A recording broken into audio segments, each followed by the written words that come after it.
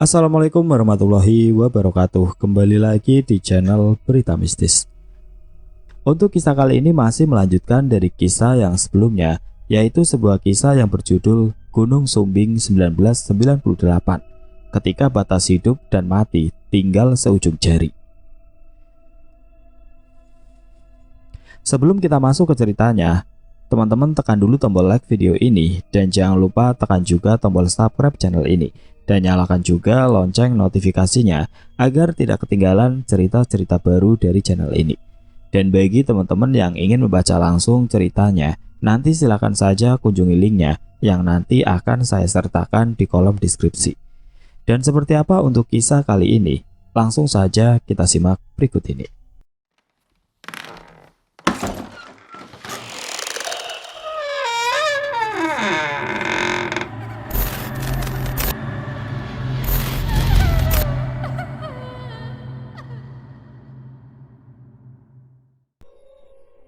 Sesampainya di pos, aku melihat Anton yang masih duduk di dekat perapian. Dia hanya duduk menatap ke arah api yang menyala tidak terlalu besar. Bahkan saat aku dan Mas Wahid masuk dan menyapanya, dia juga tidak merespon sama sekali. Hingga ketika aku menyentuh pundaknya, tiba-tiba dia berjingkat sambil berteriak ketakutan. "Ton, tenang Ton, tenang. Ini aku Henry sama Mas Wahid," ucapku menenangkannya. Setelah menyadari bahwa ini benar-benar aku dan Mas Wahid, akhirnya Anton menjadi sedikit tenang. "Ada apa, Ton?" lanjutku bertanya. Anton pun menceritakan pengalaman horor yang dialaminya setelah aku dan Mas Wahid meninggalkannya sendirian. Dia bercerita bahwa dia diganggu makhluk-makhluk penunggu daerah sini hingga hampir saja mengancam nyawanya. Hingga pada akhirnya dia tidak berani melihat kemanapun kecuali ke arah api sampai aku dan Mas Wahid datang. Cerita kali ini diceritakan dari sudut pandang Anton. Pendakian ini memang tidak seperti biasanya. Meski aku baru beberapa kali mendaki gunung, tapi aku bisa membedakan mana suasana yang nyaman dan mana yang kurang nyaman saat berada di gunung, terutama dalam hal mistis.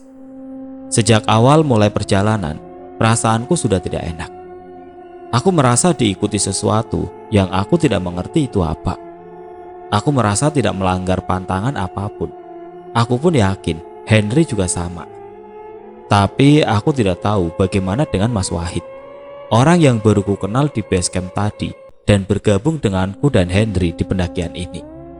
Semoga saja tidak ada hal buruk yang terjadi nanti. Sepanjang perjalanan aku terus berusaha melawan perasaan mengganjal ini.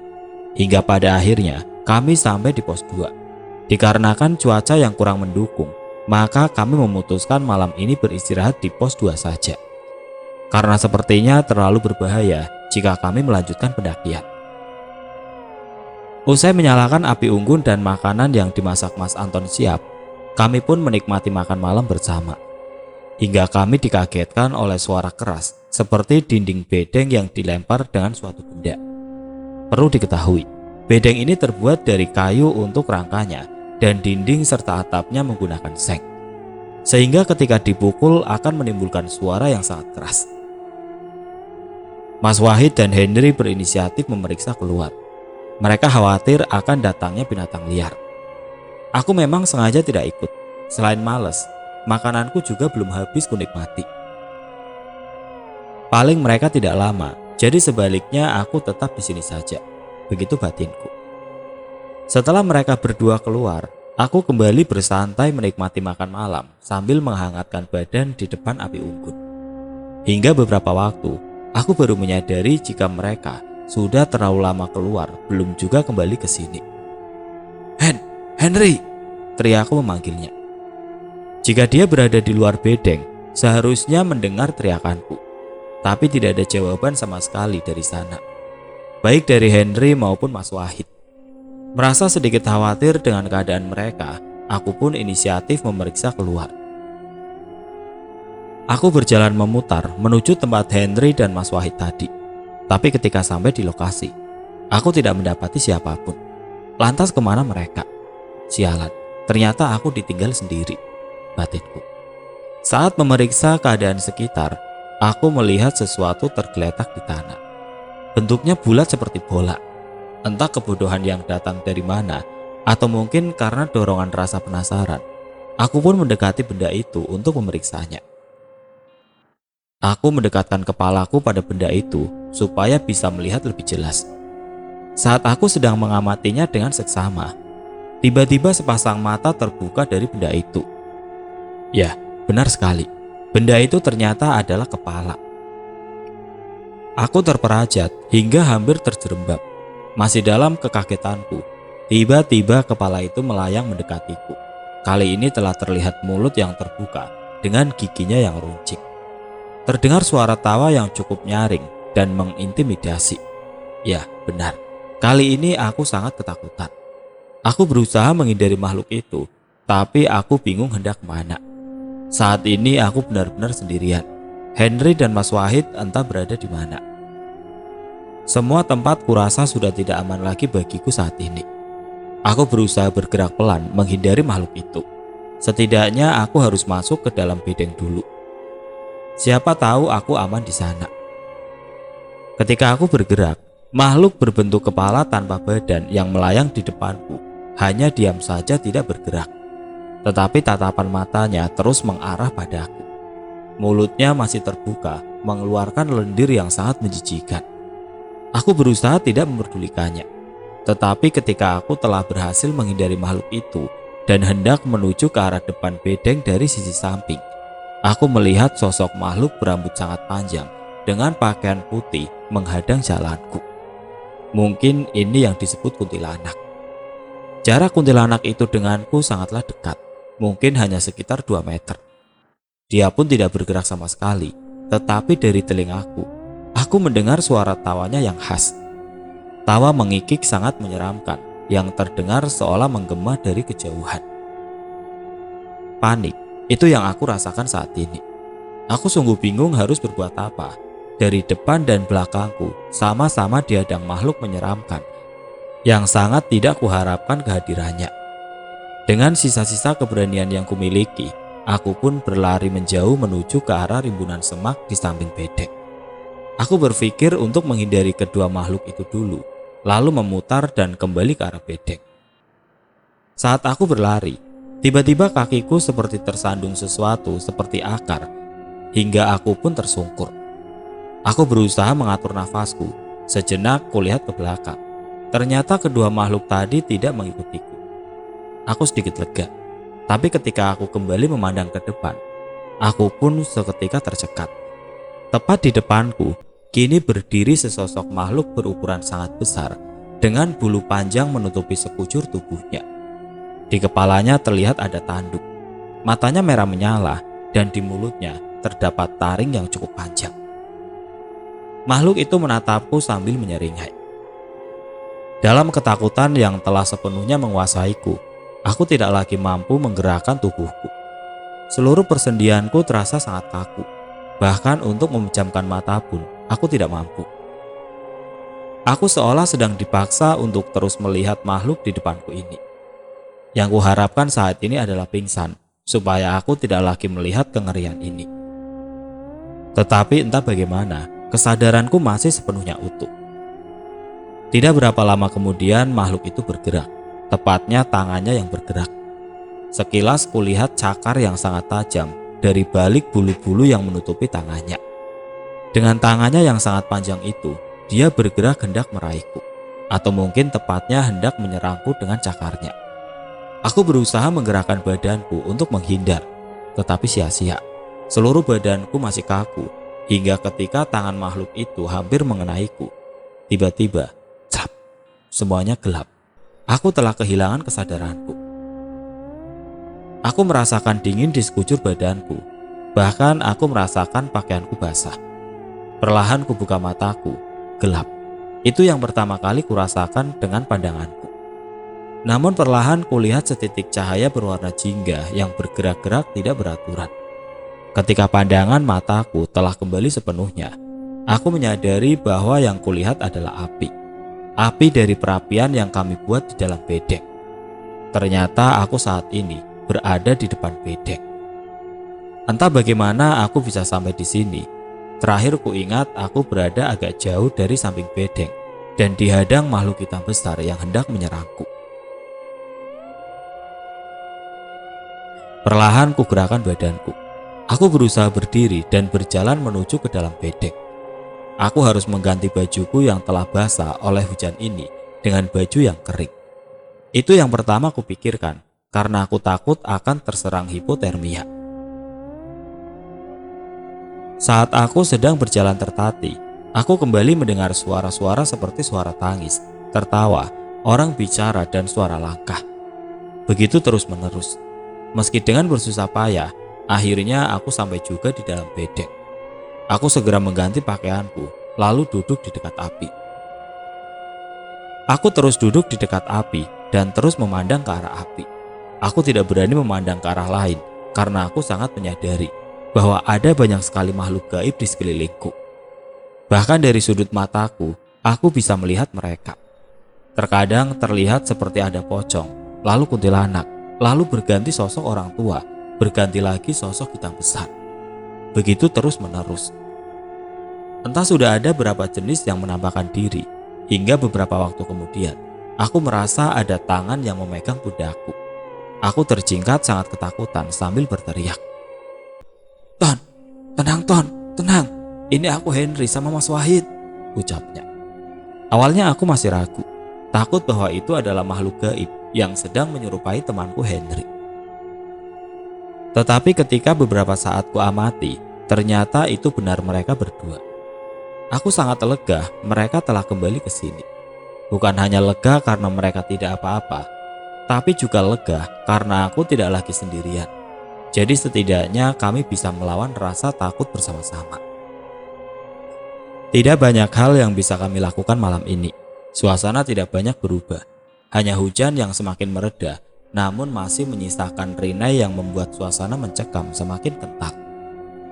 Kami bertiga masih duduk mengelilingi perapian yang terus kami jaga supaya tidak padam. Beruntung persediaan kayu kering masih cukup banyak, sehingga kami tidak perlu khawatir perapian ini padam karena kehabisan bahan bakar. Di luar sana masih banyak aktivitas penghuni gunung yang tidak jarang menunjukkan eksistensinya. Terkadang terdengar suara langkah kaki di samping bedeng, suara benda yang dilempar ke atap bedeng yang menghasilkan suara cukup gaduh dan berhasil mengagetkan kami, serta sekelepatan bayangan-bayangan melintas di depan bedeng. Tetapi tidak satupun dari mereka yang menampakkan wujudnya di depan kami, seperti mereka menampakkan diri di depan Anton sebelumnya.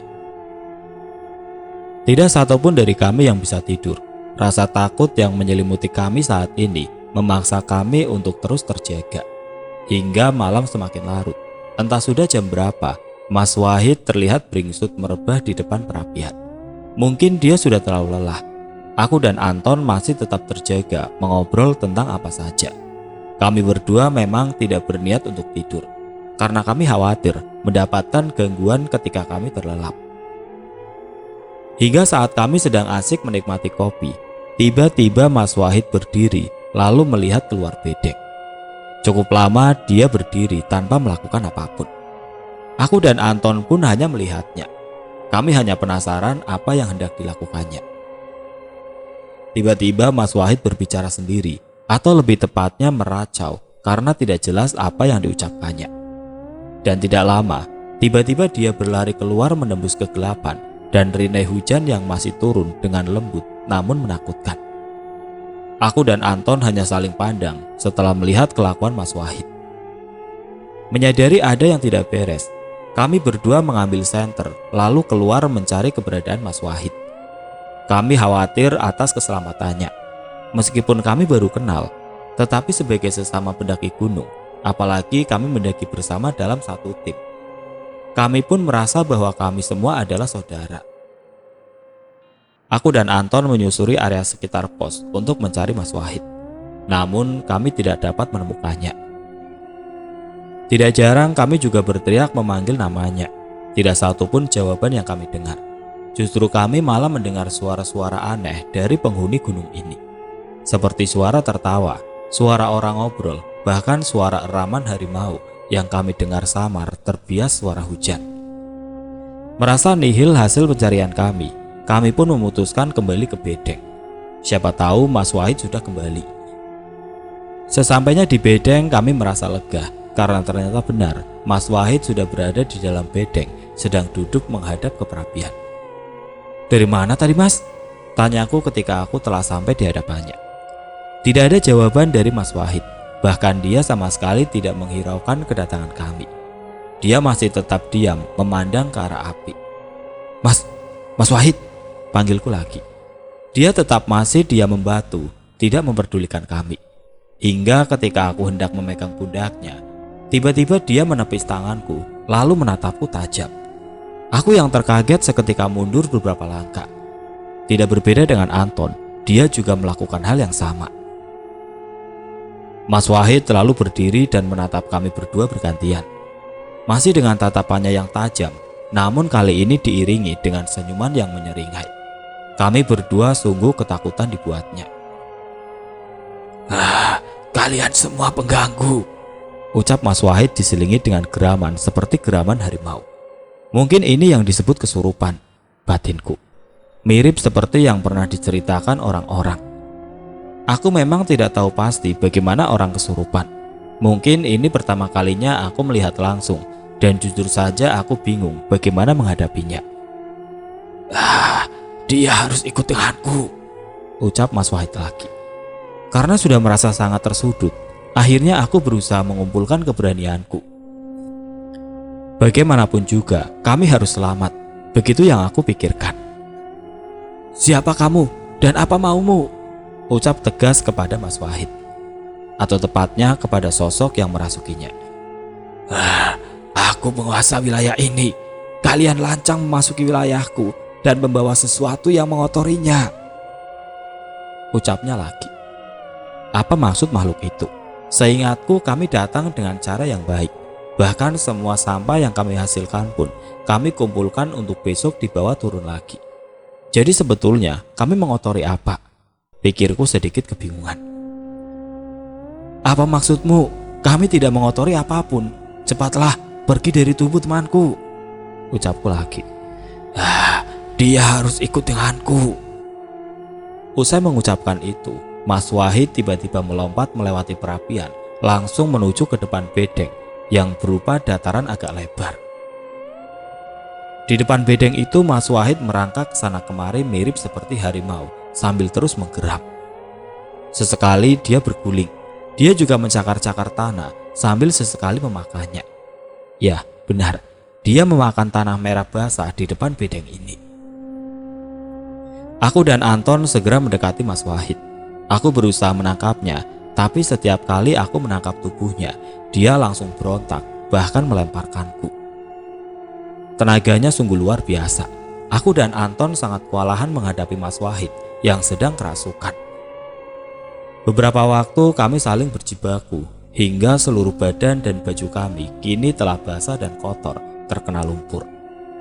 Mungkin merasa ada perlawanan, sosok yang merasuki Mas Wahid kini mengamuk. Dengan menggunakan tubuh Mas Wahid, dia mulai berusaha menyerang kami. Beruntung aku dulu sempat mengikuti perguruan silat, jadi sedikit banyak aku bisa menggunakan teknik silat untuk menghindari serangan Mas Wahid. Hingga suatu ketika, aku mendapatkan sedikit kesempatan saat Mas Wahid sedang menyerang Anton, sehingga pertahanannya sedikit terbuka. Tidak mau buang kesempatan, aku segera melayangkan tinju kananku ke arah pipi kiri Mas Wahid. Entah ada kekuatan dari mana, ketika tinjuku tepat mengenainya dengan telak. Mas Wahid langsung tersungkur tidak bergerak. Aku jatuh terduduk, kurasakan seluruh badanku sakit dan sangat kelelahan. Nafasku memburu, kulihat Anton kondisinya juga tidak berbeda denganku. Kucoba atur nafas dulu. Ketika sudah sedikit tenang, aku beranjak mendekati Mas Wahid. Tubuhnya masih tergeletak di tanah. Aku memeriksanya, dan ternyata dia masih bernafas. Berarti dia hanya pingsan. Aku takut terjadi sesuatu padanya. Tapi jika dipikir pun, tidak mungkin aku sampai mencelakainya jika hanya memberi satu pukulan saja. Bersama Anton, aku membawa Mas Wahid ke dalam bedeng. Anton melepas pakaian Mas Wahid. sedangkan aku membongkar ranselnya untuk mencari baju yang masih kering. Beruntung aku mendapatkannya. Dengan segera kami mengganti pakaiannya yang basah dengan pakaian yang kering. Karena memakai pakaian basah dalam kondisi seperti ini sangat beresiko terserang hipotermia. Usai mengganti pakaian Mas Wahid, aku dan Anton juga bergiliran mengganti baju kami. Usai berganti pakaian, kami semua kembali duduk di dekat perapian untuk menghangatkan badan. Kami juga memasak air untuk keperluan nanti. Setelah beberapa waktu, Mas Wahid mulai bergerak. Nampaknya dia mulai siuman. "Aduh, ini pipiku kenapa sakit banget ya?" ucapnya ketika kesadarannya sudah pulih. "Tadi nggak tahu kenapa Mas Wahid tiba-tiba nggak sadar, lalu lari keluar dan nabrak pohon di depan itu, Mas," ucapku berbohong. Kupikir memang sebaiknya tidak aku ceritakan dulu kejadian yang sebenarnya, setidaknya sampai kami turun besok. Anton pun sependapat denganku. "Kalian yang gantikan pakaianku?" tanyanya lagi. "Iya Mas, tadi basah dan kotor karena Mas Wahid hujan-hujanan," jawab Anton. "Aneh, padahal seingatku aku tadi tidur, kenapa tiba-tiba bangun badanku sakit semua, pipiku juga sakit banget, kayak habis kena pukul, dan bajuku juga sudah kalian ganti. Sebenarnya apa yang terjadi?" tanya Mas Wahid lagi. "Besok saja pas sudah turun, kita ceritain Mas, sekalian ada yang mau aku tanyain," jawabku. "Baiklah, sekarang kalian mendingan istirahat aja, biar gantian aku yang jaga," sambungnya. "Udah terlanjur gak ngantuk Mas, lagian kayaknya bentar lagi juga udah pagi, nanti sekalian tidur di base camp aja, sekarang mendingan ngopi," jawab Anton sedikit mencairkan suasana.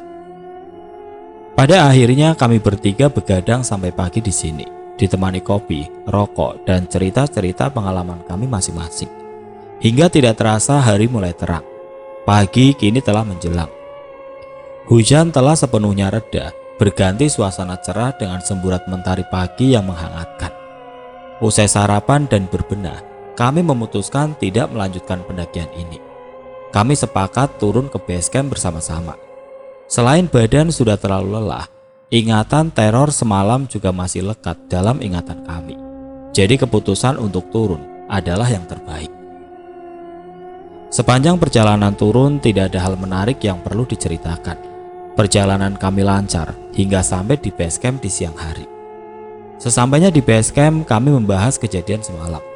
Aku dan Anton bercerita tentang kejadian yang dialami Mas Wahid, termasuk ketika aku terpaksa harus melayangkan bogem padanya. Dia tidak marah, apalagi dendam. Justru dia berterima kasih karena dia merasa bahwa kami berdua telah menyelamatkannya. "Oh ya, semalam katanya kamu mau tanya sesuatu, Hen?" tanya Mas Wahid. "Iya Mas, sebenarnya Mas Wahid bawa apaan? Kenapa penunggu gunung ini sampai marah pada kita?" tanyaku. Akhirnya Mas Wahid bercerita bahwa dia memiliki semacam pegangan untuk menjaga diri, dan nampaknya penunggu gunung ini tidak menyukai apa yang dibawanya itu. Atau ada semacam energi yang bertolak belakang sehingga membuat penunggu gunung ini ingin mencelakai kami, terutama Mas Wahid. Mengenai aku yang tiba-tiba bisa merobohkan Mas Wahid hanya dengan sekali pukulan, sampai saat ini masih jadi misteri. Karena aku merasa tidak pernah memiliki pegangan apapun. Aku juga bukan orang yang menyukai hal-hal yang bersifat gaib. Aku hanya bermodal keyakinan saja bahwa aku bisa merobohkannya ketika hendak memukulnya. Mas Wahid berkali-kali meminta maaf kepada kami karena gara-gara dia, kami berdua juga hampir celaka. Dan sebagai permintaan maaf, dia mentraktir kami makan sampai puas di base camp ini. Menjelang sore kami memutuskan pulang. Aku dan Anton akan ke Temanggung, mampir ke rumah saudara Anton di sana. Sedangkan Mas Wahid kembali ke kota asalnya. Sebetulnya waktu itu kami sempat bertukar alamat. Hanya alamat, karena waktu itu kami belum memiliki ponsel. Tetapi alamat yang diberikan Mas Wahid kepada kami hilang entah kemana. Demikian cerita pendakian gagal kami di Gunung Sumbing waktu itu. Semoga ada pelajaran yang bisa dipetik dari cerita ini. Jika ada hal buruk, sebaiknya jadikan sebagai pengalaman untuk tidak ditiru. Sebaik-baiknya manusia adalah mereka yang bisa menghargai dimanapun tempat yang kita datangi. Jangan bersombong dengan apa yang kita miliki atau kita kuasai, karena hal itu justru bisa berbalik merugikan kita sendiri.